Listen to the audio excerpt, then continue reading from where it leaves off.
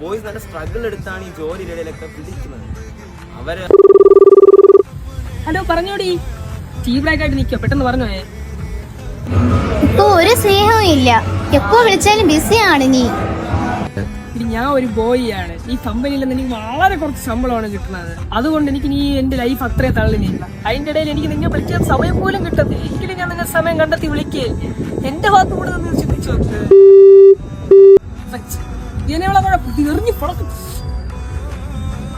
നിനക്ക് tea break time കഴിഞ്ഞല്ലോ, പിന്നെ നീ എന്തിനാണ് ഇവിടെ നിൽക്കുന്നത്? പെട്ടെന്ന് ജോലിക്കോ പോ. 2 ഫയലിൽ നിന്ന് തീർക്കേണ്ടതുണ്ട്. 2 ഫയൽ നിനക്ക് പെൻഡിങ് ഉള്ളതാണ്, പെട്ടെന്ന് പോ.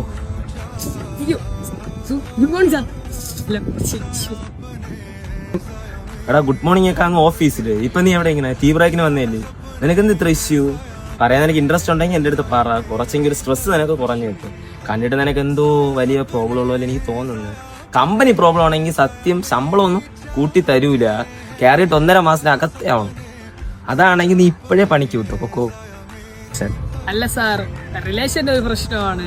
അത് ഇത് സ്റ്റാർട്ട് ചെയ്ത ടൈമിൽ ഭയങ്കര ഹാപ്പിനെസ്സും ഭയങ്കര സംസാരമൊക്കെ ആണ്. പക്ഷെ ഇപ്പൊ ഫുൾ ഫൈറ്റ് ആണ്, ഡാർക്കായിട്ട് നിൽക്കുന്നത്. എന്താണെന്ന് എന്നെ മനസ്സിലാക്കാൻ ശ്രമിക്കുന്നില്ല. എടാ ഒരു റിലേഷൻഷിപ്പ് ആയിരിക്കും ആരും പെർഫെക്റ്റ് അല്ല. എല്ലാവർക്കും തെറ്റും കുറ്റവും എല്ലാം വരും. അവരുടെ തെറ്റ് മനസ്സിലാക്കി നമ്മൾ എങ്ങനെ ബിഹേവ് ചെയ്യൂ, അപ്പോഴാണ് ഒരു ഹെൽത്തി റിലേഷൻഷിപ്പ് ആവണത്. നീ ചെയ്തതിന് മിസ്റ്റേക്ക് എന്ന് പറയുന്നത് നീ ഓവർ എക്സ്പെക്ടേഷൻ അവൾക്ക് കൊടുത്തു. അതായത് നീ എപ്പോഴും അവൈലബിൾ ആണ്, അവൾ വിളിച്ചപ്പോഴും നീ ഫോൺ എടുക്കും. അതുകൊണ്ടാണ് നിങ്ങൾ റിലേഷൻഷിപ്പ് സ്റ്റാർട്ട് ചെയ്ത ടൈം ആയിരുന്നെങ്കിൽ അവൾ എപ്പോൾ വിളിച്ചാൽ നീ ഫോൺ എടുക്കും. ബട്ട് ഇപ്പോഴാണ് നീ നിന്റെ ഏജ് ഒന്ന് ആയത്. അതായത് നീ ലൈഫിനെ പറ്റി ചിന്തിച്ചു തുടങ്ങി, ഇനി ജീവിക്കണമെങ്കിൽ എങ്ങനെയാണ്. സോ അപ്പം നിനക്ക് വിളിക്കാൻ ടൈം കിട്ടുന്നില്ല. നീ അത് സ്നേഹത്തിൽ അവളോട് സംസാരിച്ച് അത് ക്ലിയർ ചെയ്യണം. അതിനുവരെ നീ അവൾ പറയുമ്പോൾ നീ ദേഷ്യപ്പെട്ടും നീ എന്തെങ്കിലും പറയുമ്പോൾ ഫോണും കട്ട് ചെയ്തിരുന്നത് അങ്ങനെ തന്നെ തുടരും. എന്നാൽ ആ റിലേഷൻഷിപ്പ് ഉറപ്പായിട്ട് മുന്നോട്ട് പോകൂല. നീ തന്നെ ഒന്ന് തിങ്ക് ചെയ്ത് നോക്ക്.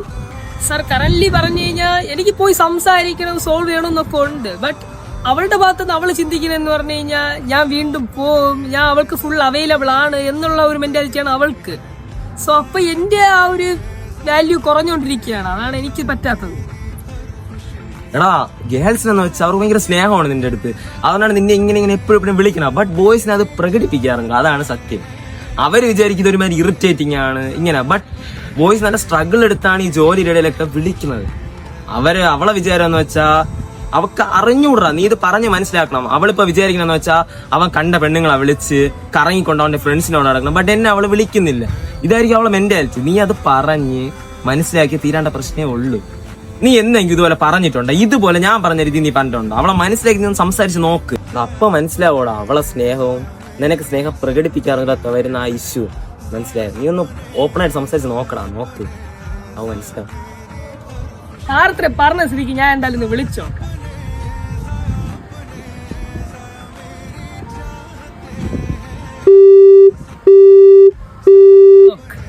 ഞാൻ എന്ത് ചെയ്യാ? ഇപ്പൊ എന്റെ ഭാഗത്താണ് അവളുടെ ഭാഗത്താണ് മിസ്റ്റേക്ക്?